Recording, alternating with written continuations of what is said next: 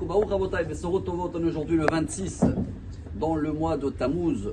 On est tous dans ces 2 derniers jours entre d'un côté la joie, Ba'avod Rechaim Rina, quand il y a beaucoup du mal dans le monde et des gens qui pensaient que à tuer des gens qui ont disparu, le monde il devient plus pur et propre.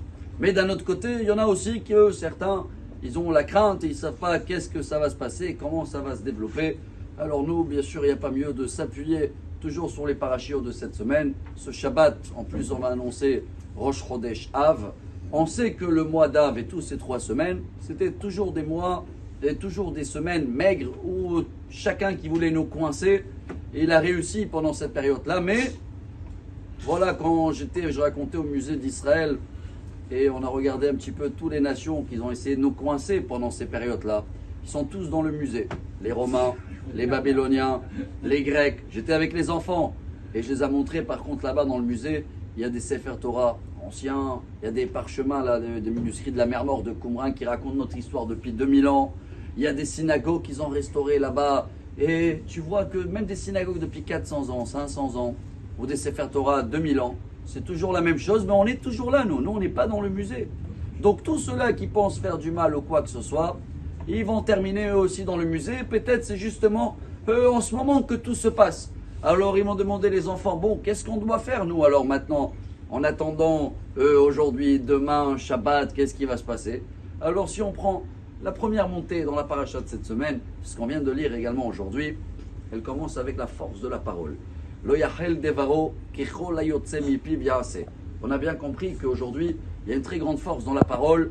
En disant quelque chose à une drone ou à un machin, il peut y aller jusqu'à pile dans l'endroit où il faut et ça arrive. Et les paroles, c'est pareil, c'est des flèches. Chaque parole à nous, elle arrive directement à l'endroit où il faut. Alors si on veut que les prières à nous, ils vont bien marcher et qu'on va bien pouvoir viser, alors bien sûr d'abord qu'il faut commencer à protéger notre bouche. Je ne parle pas que à la synagogue, il faut se renforcer et ne pas parler. Mais même dans la vie, au courant, il faut savoir qu'est-ce que je sors de ma bouche.